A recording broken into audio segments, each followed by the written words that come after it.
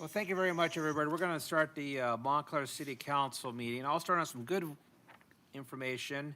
The Montclair High School soccer team won tonight their semifinal CIF game, and they won by a score of 5-2. So congratulations to the Montclair High School Cavaliers boys soccer team. So as we traditionally do, we'll begin with the invocation and the Pledge of Allegiance. I will lead the invocation, and who's leading the Pledge of Allegiance? Councilmember Martinez. Okay, Councilmember Martinez, please stand. And I think we all know what's going on in Europe with Ukraine, and I'd like to do a moment of silence for the people of Ukraine.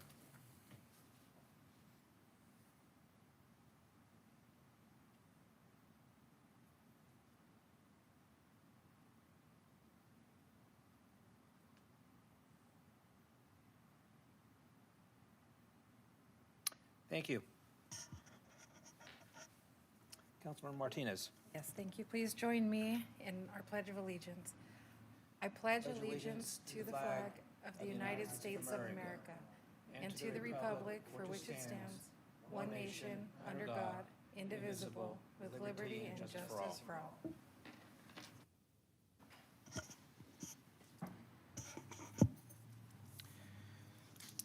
Okay, next item is going to be roll call.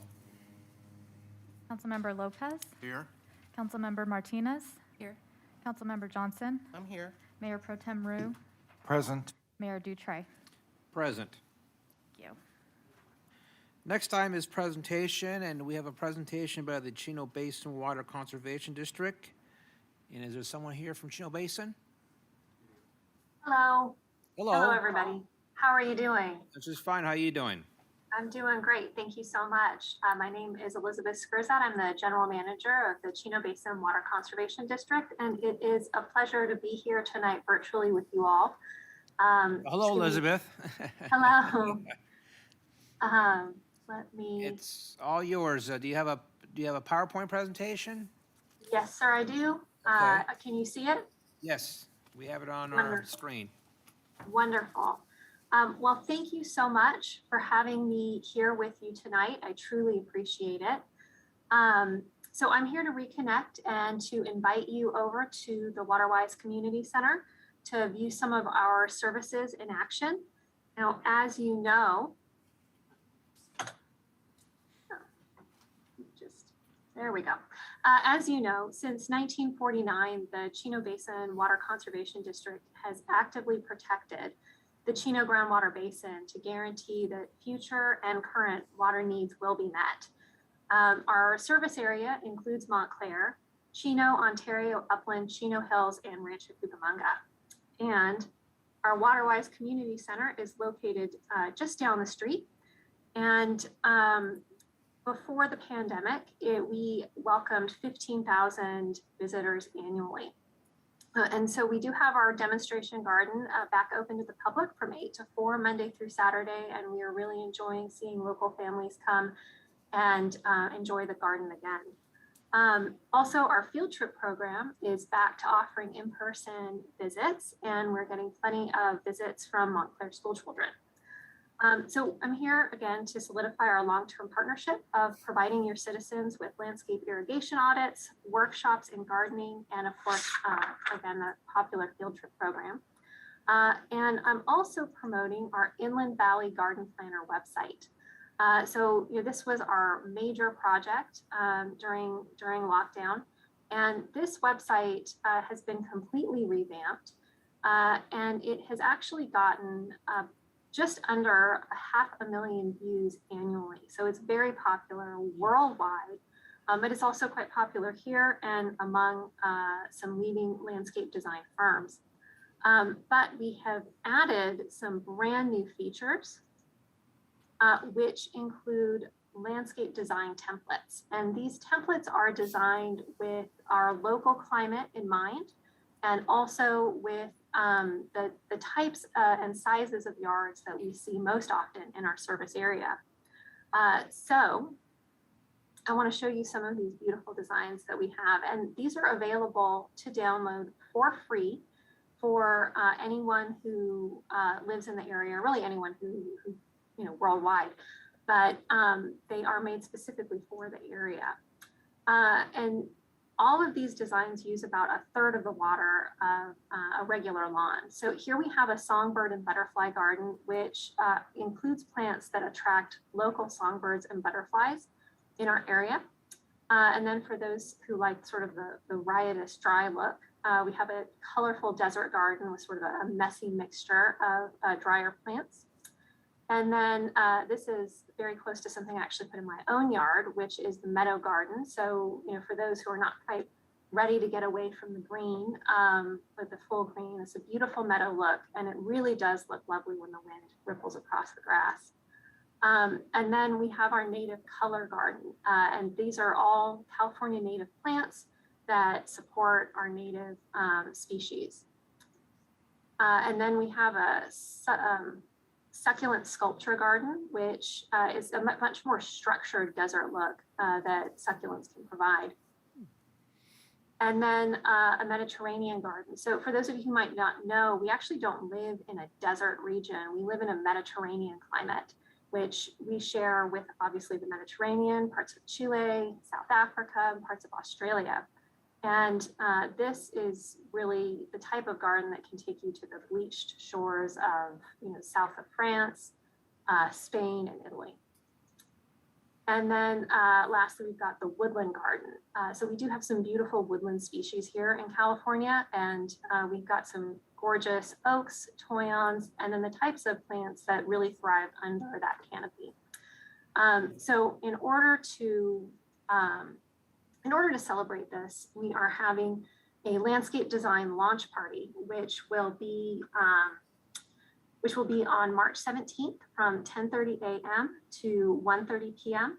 And in addition to having Scott Kleinrock, the horticulturalist behind all of these beautiful designs, present them and go into depth, we'll also have a panel on HOA conservation connections, which is going to help folks learn about how to reach out to HOAs, which are a great low-hanging fruit for water conservation.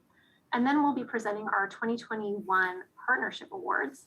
So there'll be an award for the city with the most users per capita using the Inland Valley Garden Planner website, the city with the most residents per capita taking advantage of our irrigation audits, and the school with the most students participating in our annual poster contest. And you'll be happy to know that your very own Ramona Academy has won the competition with 234 entries.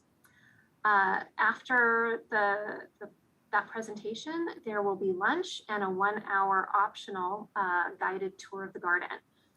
So we're excited to see that you've already RSVP'd with the 2 spots that we've held open, and we've held open 2 spots for each city in our service area so that we can have a safe, socially distant event. We look forward to having the entire council at Waterwise Community Center at a future event as the COVID situation improves, hopefully. But we do very much looking forward to seeing you on March 17th. Thank you so much for your time and so much for your partnership over the years. Well, thank you, Elizabeth. And obviously, I visited the site. I think I was there about 3 months ago with yourself and a couple of the board members.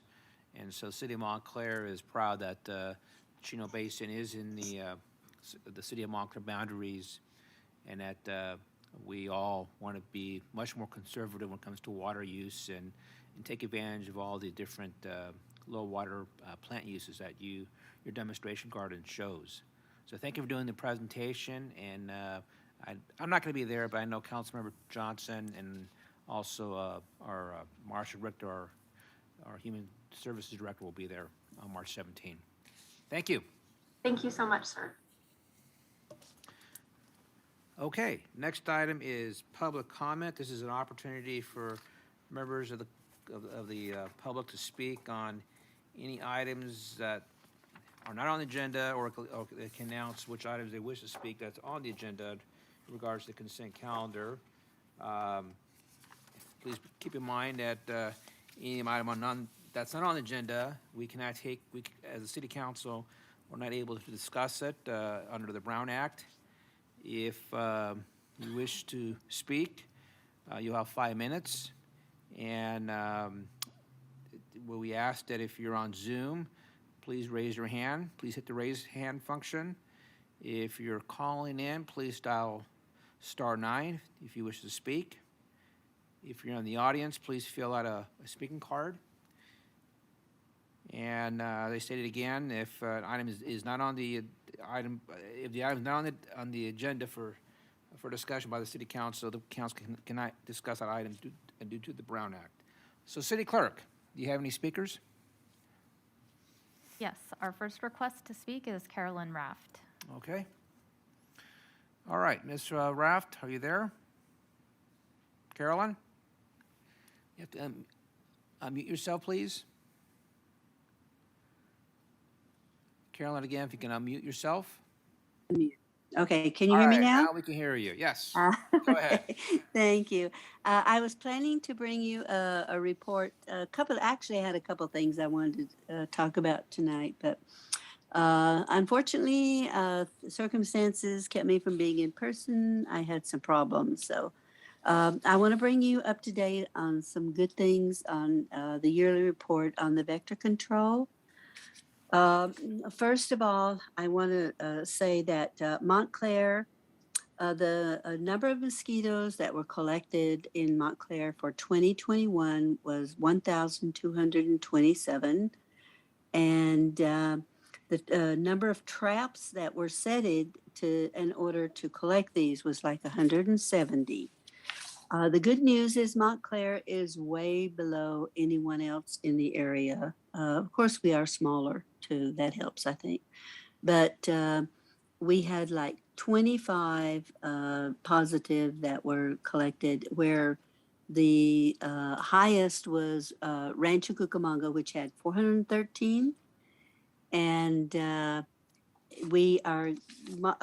good news is that the vector control is we have applied for a grant from the California Department of Pesticide Regulation, which is it's going to, if we get the grant, it's going to implement sterile insect technology, okay, to combat the aggressive daytime biting Cecites mosquito. And I think we all have been at one point had like a thing with them because of the biting and the daytime.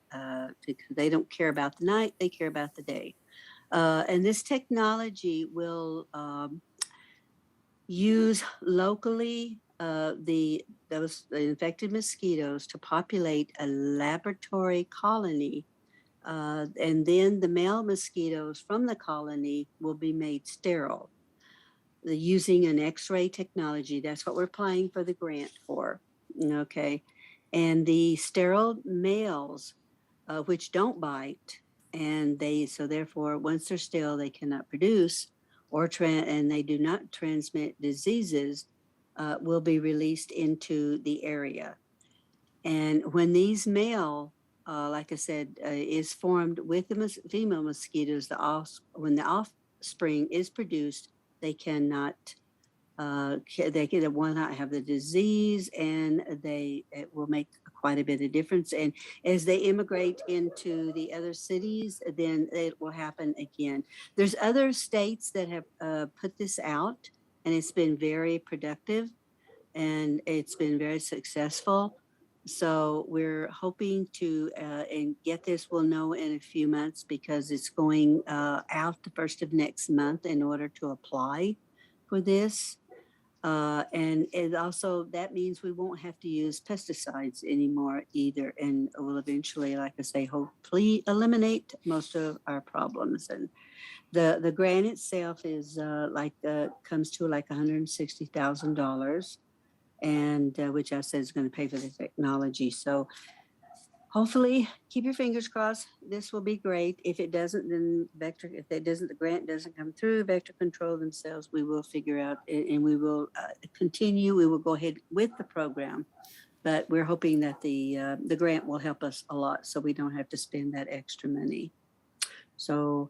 And hopefully I will be joining you on the next council meeting on March 7th. And then I have some other things I want to bring forward to the council. So that's all I have for tonight. Thank you so very much. And I'm so sorry I couldn't be there. Well, thank you for the report from the Vet Control Board, and obviously you represent the city of Montclair on that board, so we appreciate that information. I think it's exciting. It'd be very nice to be able to, this technology, we read about it from other states and it's successful. And we thought, okay, this is going to be great. If we can get this here and we can integrate it and make it integrate into the other cities, then hopefully then we won't have to have the problems that we have had in the past. And I think we've all been affected by some of those problems. Great, thank you. Thank you. All right, any other speakers? I did have some comments submitted. One of the comments, Ms.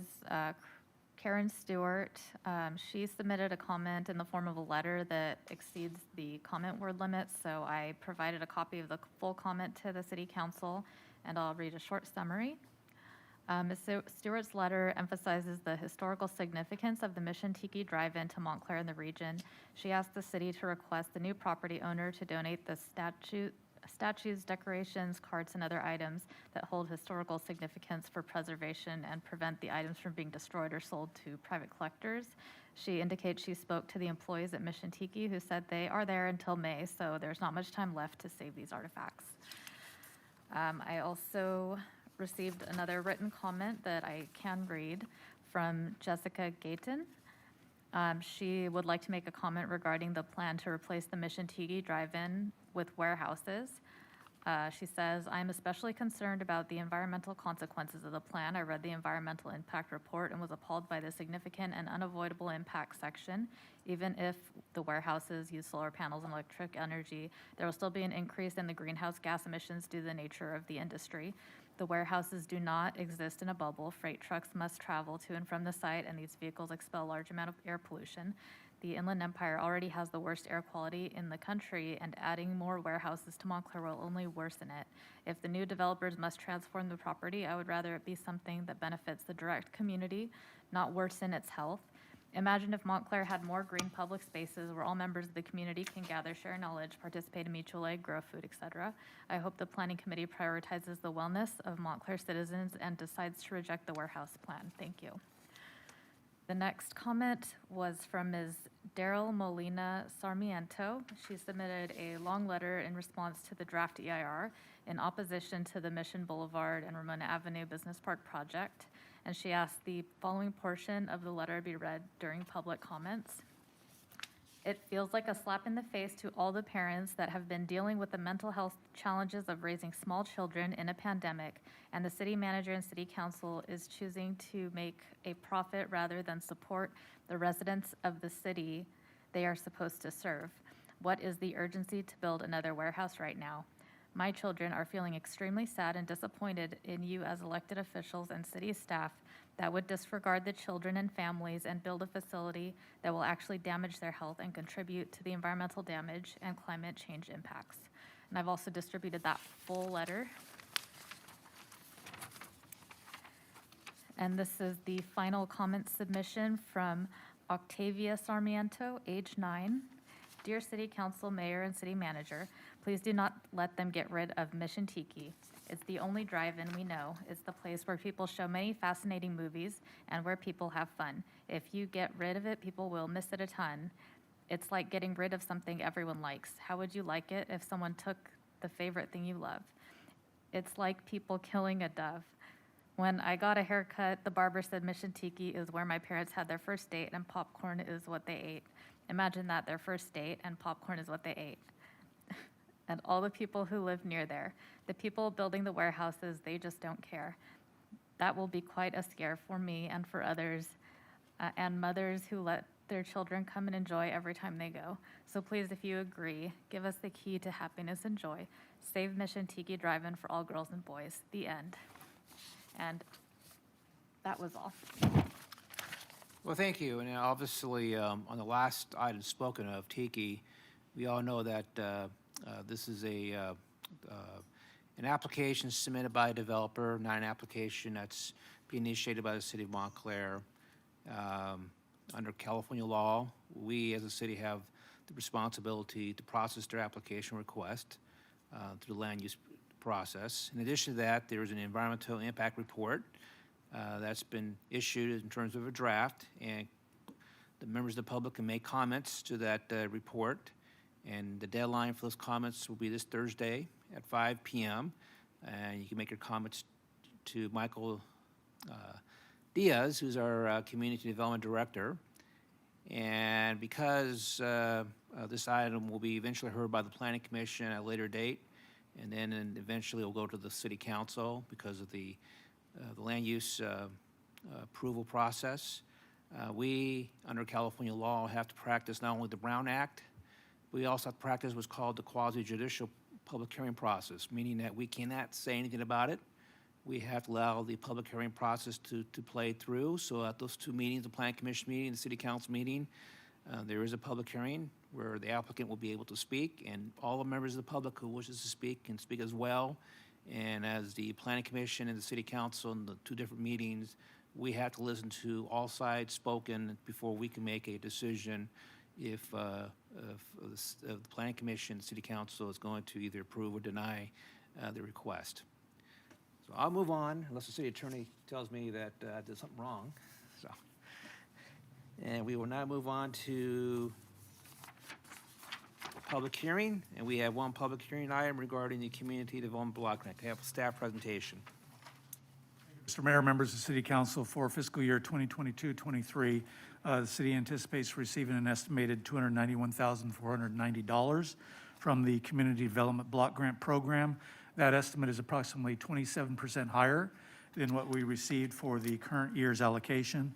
As indicated on page 4 of your agenda report, staff recommends funding for the following programs: $30,000 for the city's code enforcement program, $394,440 for improvements to various streets and alleyway construction projects, including Amherst Avenue and San Bernardino Street alleyways, $28,724 for the city's graffiti abatement program, and $15,000 for the Golden Express Senior Transportation Services Program. Together, these produce a combined total of $423,164. While this total exceeds what the anticipated allocation for 2022-23 is, which is $291,490, the shortfall will be addressed by using $131,674 from the city's unprogrammed fund account. Funds in this account accumulate annually in the city's in this particular account, and the city has access to those funds in the event that it needs them. Funds typically accumulate in this account because of unexpended CDBG funds for projects that the city was planning on undertaking, or in the event that there's savings related to these particular projects. Two outside agencies did apply for the city's public service share, which is equal to $43,724, which again, we are recommending for allocation to code enforcement as well as the Golden Express program. The two agencies that applied for the funding are the Assistance League of Foothill Communities. They applied for its Operation School Bell program. And Easter Seals Southern California applied for its Autism Evaluations program. Together, both of these agencies requested $20,000. We're of the opinion that funds for these programs are available through other sources. Historically, again, the City Council has agreed to use these funds, again, for the graffiti abatement program and operation of the Senior Citizens Golden Express program. The recommendation from staff is that the City Council approve the prioritization of projects as outlined in the agenda report for funding under the fiscal year 2022-2023 CDBG program. That concludes my comments. I'm going to open the public hearing. Anybody who wishes to speak, either on the audience or in Zoom? I don't see any speakers. No one's raised their hand. With that, I'll close the public hearing. Bring the matter back to City Council. Any questions or comments for council? I don't see any speakers. Go ahead. Quick question, Mr. Mayor. I understand the money is for the next fiscal year, so that's July 1 going forward. What perhaps is the time frame that you may anticipate for the alleyways of San Bernardino Avenue? Well, those projects would have to go under design, which we can certainly do once the council approves this action. So hopefully at the beginning of next fiscal year, we'll be able to move forward. But they will have to go out for design and then out to bid. And then, of course, the council will decide on which contractor to present the contract to. No tentative timeframe as to when we might calendar it for all that to happen, basically? Well, as indicated, I think we can start moving forward once the council decides that this allocation is acceptable to them. We can start moving forward with identifying a company to do the design and then move forward with the bid. So I would hope that sometime this year, we could probably start the alleyway improvements. Okay. Thank you, sir. Thank you, Mr. Mayor. Okay, Mayor Pro Tem Rue. Yes, I was going to make a motion for the item as presented. A second? Somebody want to second the motion? Second. Second by Councilman Lopez. Let's have roll call vote. Councilmember Lopez, Aye. Councilmember Martinez, Aye. Councilmember Johnson, Aye. Mayor Pro Tem Rue, Aye. Mayor. Aye, and I'm sorry, I meant electronic vote. So I'll remember that next time. Oh, sorry about that. That's fine, that's my fault. Okay, next item is consent calendar. Anybody on my left wish to pull the consent calendar item? Anybody on my right wish to pull a consent calendar item? If not, can I have a motion, please? I'll make a motion for the consent calendar as presented this evening. Second. Second by Councilmember Johnson, first by Mayor Pro Tem Rue. And now let's do electronic vote.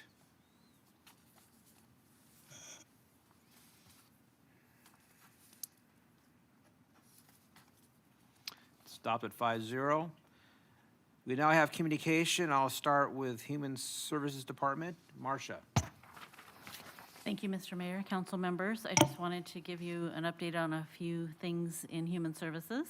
We will, in partnership with San Bernardino County, the Human Services Department will be distributing free COVID-19 rapid antigen tests while supplies last to Montclair residents in a drive-through format tomorrow from 4 p.m. to 7 p.m. in parking lot B at the Montclair Civic Center.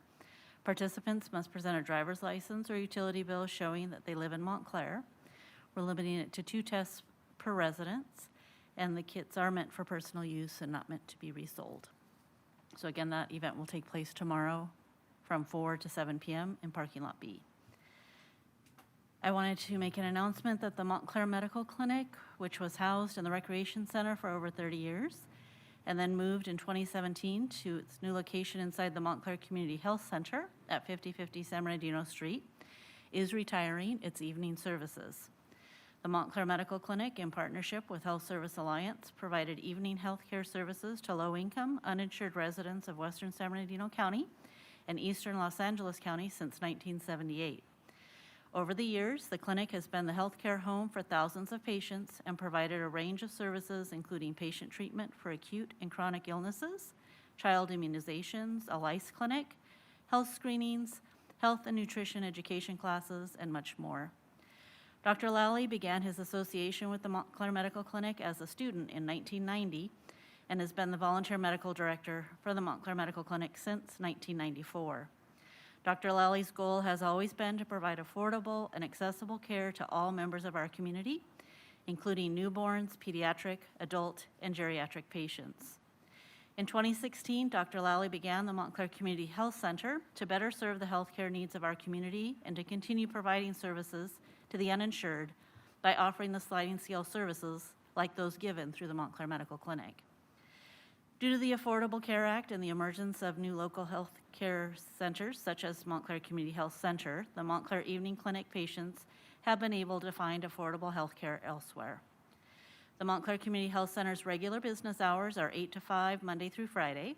In the future, they do plan to extend business hours to include weekends.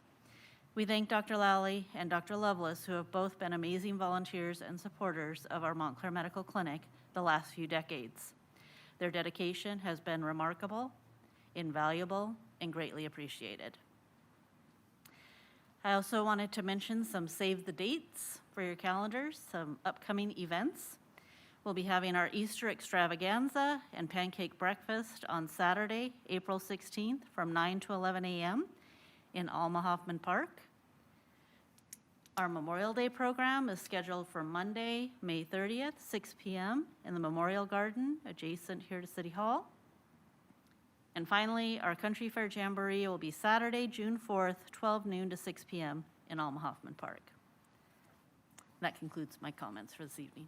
Well, thank you. And we want to just recognize the program itself. I know it's been on your department, and you've been involved in it for many years since you started here. And it's been a very important program, the medical clinic in this case, for many families, especially the ones who are struggling. So it's nice to know that Montclair was a pioneer of that. And it does continue, but in a different fashion, of course. I also appreciate staff moving forward by having in-person events. Again, the Easter event, the Jamboree event, and then, of course, the Memorial Day event. I think it's important, especially the Memorial event, that we have it in person again. We have 3 years to recognize many Montclair residents who have served this country and who are no longer with us. Okay, City Attorney. Yes, thank you, Mr. Mayor. I have the one item this evening as indicated in the agenda to ask the council members to meet in closed session to discuss labor negotiations with our negotiator, Mr. Starr, concerning the associations listed there. Other than that item, I have nothing else this evening. Thank you. City Manager. Just an update on the Gold Line, letting you know that the new funding request for completion of the Gold Line from Pomona to Montclair has now risen to $748 million as the estimate. Negotiations are going on with the current contractor, Kiewit Parsons joint venture, to determine whether or not they can come to terms related to what the cost of construction will be. Negotiations are not thus far moving along, so it appears that it will not be part of the current procurement from Glendora to Pomona. The Pomona to Montclair segment instead will likely be part of a separate bid. There is an effort to secure funding from the state as part of its excess funding for construction of the Gold Line, as well as other projects that Metro Los Angeles County Metropolitan Transportation Authority has submitted to the state for consideration. The Gold Line is one of the more prominent choices, getting a lot of support from various entities, members of the legislature, both in the state and federal level. The city is submitting 2 letters to the governor requesting funding. One letter has already gone out. That's a generic letter that went out in compliance with what other agencies have submitted, but a separate letter was prepared for signature that was specific to Montclair for the mayor and mayor pro tem to sign. I don't know if that was in your boxes today, but it should be there by tomorrow, if not today. I think it was. Very good. I signed it. Then that Yes. letter will be going out. Again, that was very specific to why this project would benefit Montclair. Obviously, Montclair being the terminus of the Gold Line has a lot in the mix as it relates to making certain that the Gold Line gets here. The letter focused on a number of projects in Montclair that clearly emphasizes why the Gold Line is important, including all of the residential development that is occurring in North Montclair. There's also even reference to the San Antonio Creek Trail and how that trail provides major opportunities, not only for the quality of life in the community, but providing additional access points between South Montclair and North Montclair, directly related to the Trans Center and the Pacific Electric Trail. So we think that the letter is strong. We think that it presents a very good and solid argument to the governor for his consideration of funding the project from Pomona to Montclair. We also are asking for support from our 2 U.S. senators, Padilla and Feinstein. In fact, we anticipate that they will be providing letters of support sometime within the next few weeks, as well as also from Congresswoman Norma Torres. So there is a lot of support for getting the Gold Line to Montclair. If we can get the funding during the current cycle, then we anticipate that construction of the Gold Line will be completed to Montclair by 2027 and go operational in 2028. Certainly getting it to Claremont complies with the 28 by 28 initiative that has been introduced by the City of Los Angeles. That initiative relates to completing 28 major transportation infrastructure projects in the Los Angeles Basin by the opening of the 28 Olympics and the Paralympics in July and August respectively in 2028. So if the Gold Line can be completed to Claremont, which also means that it would be completed to Montclair, then it would certainly comply with that 28 by 28 initiative, and the governor has indicated his support for that program in the past. So we're anticipating that his support will also continue and give favorable consideration to this request. In fact, The governor was anticipating on funding the project last year, but the legislature and the governor could not come to terms on other issues, and so it was delayed for discussion until this year. And unfortunately, costs related to the project have risen.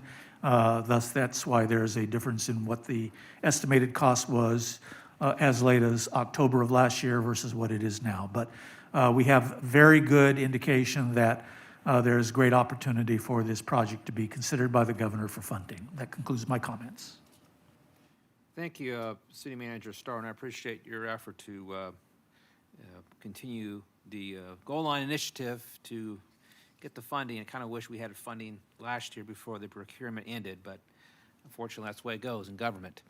So I will move on, and first of all, 2 Fridays ago, we honored a resident who died about 2009, if I'm correct, in Afghanistan. Obviously, one of his name's on the plaque there, on the wall there, one of the 19 Montclair residents who died in war, and that's Alex Okergo, if I'm saying it correctly. He was a member of the United States Army, and the event took place on February 11th. Some of you were here, and the Montclair High School's junior ROTC program hosted the event, and part of it was to submit a flag to the family in honor of their loved one. Also during that same week, we had a ribbon cutting through the Chamber of Commerce for Just Harmony Nursing. They're located on Hope Boulevard, and that was a nice event. I know that Councilmember Johnson was one of the leaders in that. Last week, I had a chance to visit 2 different homeless shelters with Code Enforcement Division. One was here in the city of Pomona, the one on Holt. Have you ever seen that? It's a very large facility, so I visited that. And in addition to that, I visited a separate homeless facility, a little smaller, but also very large in terms of its capacity in Riverside. Last Thursday, I attended the League of California Cities Inland Empire Division dinner that was held in San Bernardino at the International Airport. And the speaker was the president of the League of California Cities. And this year, the League of California Cities is focusing on this proposed initiative that's being put together by some of the a special interest group, but Commerce. And the initiative, if it's adopted by the voters, will really restrict on cities' abilities to increase fees, to generate fees. And so it's a initiative that's currently being circulated. The League of California is going to, as I stated before, is their first priority is for the defeat of this initiative.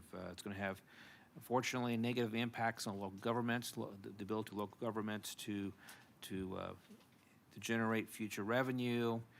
And I did pass it on to the city manager to bring that back at a future city council meeting where the city council can take an action of opposition.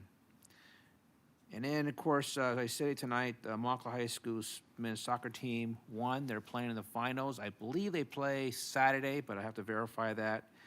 And if you don't know this, they are ranked, I believe, somewhere in the top 150 in the nation. They're something like in the top 50 in the state. Number 1 in their Division 14. So we got a pretty good soccer team here in Montclair. So they'll play again, I believe Saturday, and if I'm correct, they win that game, then they'll go on to the state championship as well. Well, if I think if they even lose that game, they may go to the state championship. I might be wrong. So let's go Cavaliers this coming weekend. Make Montclair proud. They're making Montclair proud, I should say. So I will start at my left, and I'm going to start with Councilwoman Carissa Martinez. I don't have anything this evening. Thank you. Councilmember Johnson. Thank you, Mr. Mayor. I just have a couple of items. For those of you who don't know, the Pier 88 Seafood Board opened today. All right. I good. actually thought it was yesterday, and I ran over there, and well, no, it's today. And I got a takeout, but as I was waiting for it, I was looking around inside the restaurant, and it looks like the way they serve the food is the way it would be served if you were at the beach sitting on a bench. So they'll give you like buckets of seafood and, it's on a paper and instead of a plate, and you crack your shells and leave them on the paper, and it looked like great fun. I just didn't have time to stay today, but I did take the food home, and I didn't eat all of it, but the part I ate was delicious. So I would encourage everyone to go and visit Pier 88 Seafood Bar. And then secondly, I'd want to let you all know that the Seroptimus International, the Montclair Inland Valley chapter, will be celebrating Women's Month next month at a networking breakfast and at Brandon's Diner on Mountain and Upland on Thursday, March the 10th at 8:30. If you'd like to attend, please RSVP to the Montclair Chamber of Commerce. That number is 909-985-5104. And lastly, after a long time, Aqua Ridge is now, Senior Living is now having their grand opening ribbon cutting on March 10th at noon. That address is 9631 Monte Vista Avenue. Lunch will be served inside. The ribbon and cutting is outside. But if you want to go inside, you need to either present your vaccine history or a recent negative test or take a test there. But it looks like it's going to be a fabulous event, and I would encourage all of you to attend. That's all I have tonight, Mr. Mayor. Councilmember Lopez. Thank you, Mr. Mayor and colleagues. On February 8th, I was asked to be a guest at the Chino Valley Mayor's Prayer Breakfast. That includes both the Mayor of Chino Hills, Ray Marquez, and Chino Mayor Eunice Ulloa. There were about 500 people in the room. There were various electeds from throughout the county, including those from LA County as far as the San Gabriel Valley. There are about 500 people there. Lindsay Snyder, who is the 38-year-old heir of the In-N-Out fortune, was the main speaker and draw, and I think she actually did draw the majority of the people in the room because that was the most attended Chino Valley Prayer Breakfast they had ever had. Earlier this morning or afternoon, morning and afternoon, it started in the morning and went into the afternoon, I was also a guest at the Chino State of the City, and I was impressed with their presentation and their format, and even all the way down to what they had offered on the tables at their event. Their chamber, their business community, and the city itself put on a great event. Just some of the notes that I had taken is that they had most recently approved 25 ADUs. So have housed 43 individuals and taken them off the street. And then, of course, speaking of In-N-Out, unfortunately, they got an In-N-Out at the old preserve to be built in the near future. I was kind of hoping we could snatch one. Perhaps I'll try to reach out to Lindsay Snyder. Let's see, number 3, March 5th is the opening day for Montclair Little League. All divisions will play after March 5th, but March 5th, I believe, Mr. Mayor, you're throwing the first pitch, are you not? I'll be there. I don't know what I'm doing yet, but I'll okay. be there. All right, well, I'll push that you do so. But it starts at 10 a.m., and there will be booths and selling some food and fun things to do, and the kids will have their picture day, all divisions, all teams. I will be there, obviously, in my AAA Angels Red for our team that we have. I have 12 boys on the team. I have practice tomorrow. We're looking forward to the league starting up again. Real quickly before I forget, perhaps the chief could answer this. I just want to know how successful today's blood drive event was. I don't have the results of that. Okay, fair enough. Fair enough. Actually, I think it stops at 7 or 8? 8? So it's still going on. Okay, fair enough. But I hope it's a successful event and people from the public and not just employees, but others came and booked an appointment. Kudos to Public Works. Earlier today, while I was at Chino's State of the City, I started getting text messages with pictures from residents and passersby Vernon Middle School. Pleased to see something happening, and I know that solar panel installation on existing signs were being put up. They were thrilled. Now, here's the thing. Now that we've done that, we've piqued their interest and gotten them excited because they want to know what's more to come, what else is coming. So the fact that there's talk, they're very pleased. I thanked you, Monica, at the Public Works Committee meeting. I will thank you again for staff acting on those. And I honestly thought that installation was going to be delayed because of the weather, but kudos to staff for working out there in the cold and the wind. I'm very pleased, so thank you for that. I just want to clarify, let's see if I get this right this time. It's been bugging me ever since last meeting when we did our mid-year budget review. I got flustered and confused on the issue over the squad. So if I'm correct, Ed, correct me, it was one squad, 6 staff members, 2 on each shift, correct?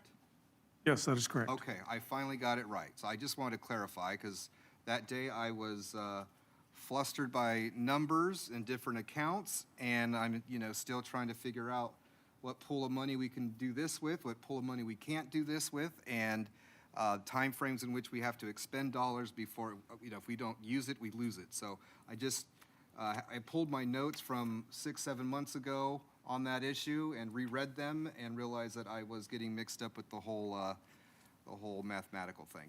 I believe, Mr. Mayor, I don't have anything further. Thank you, sir. Okay, Mayor Pro Tem Rue. Thank you. I was unable to attend the Chino State of the City today. I had an invitation, and that was due to the fact I had an all-day legislative conference via Zoom that began at 8 and ended at 4, and I'm unable to break away, but I'm glad to hear that it was a good event and that it was well attended. We talked a little earlier about the gold line, and I want to emphasize that no matter the person you talk to, whether it's this end of the Inland Empire or the San Gabriel Valley, almost everybody is united in wanting the gold line. Whether it's a student at a college, whether it's a resident, whether it's a downtown business owner, everybody seems to understand that this is economic vitality. And it's really nothing new to the area. It's new to us. It's new to our generation. But for those of you who know the Pacific Electric Trail, that was the route of the old Pacific Electric red cars as they left from LA out here, and then the return trip back to LA. Of course, in that era, they cost a nickel, and fares gone up quite a bit since then, but at $1.75, you're still not bad to travel to LA or to other places. And so it's really something that's old, that's come around again in a different fashion, and it's important.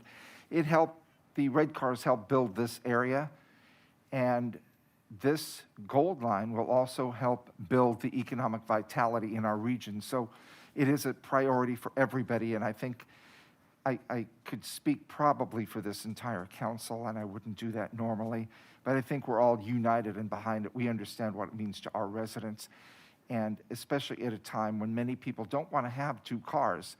They can have 1 car, go to the station, use the train to work, and somebody else can take the car to wherever they have to go. So that's a positive force. We're going to continue to move forward with it as best we're able to. And yes, the event for Alex Oseguera was very well done. He was only 19 when he died in Afghanistan. You think about a lot of youth, and we tend to look at them and say, oh, well, they do this or this. This was a young man who loved this country very much, and he went off to serve this country. And at only 19, he really wasn't yet experiencing his life. And it was a wonderful feeling to be there. I know Councilmember Johnson was also there. And I don't think there was a dry eye in the House. It was a wonderful event. And then I will leave with a piece of history. On February 20th, 1962, so Sunday was exactly 60 years, John Glenn became the first American to orbit the Earth in the Friendship 7. In that era, it was a big, big event. Newspaper headlines across the country and across the world, grainy black and white photographs of Friendship 7 taking off from what was then Cape Canaveral. Amazing how we've come in 60 years. These cell phones didn't exist. The microtechnology we have didn't exist.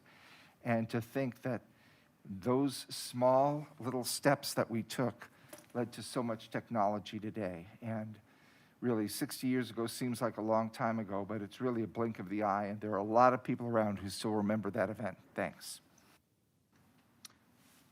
Thank you. I know we're going to close session, but I just want to say happy Tuesday. I don't mean Tuesday today, but obviously the number. So with that, we're going to go to closed session.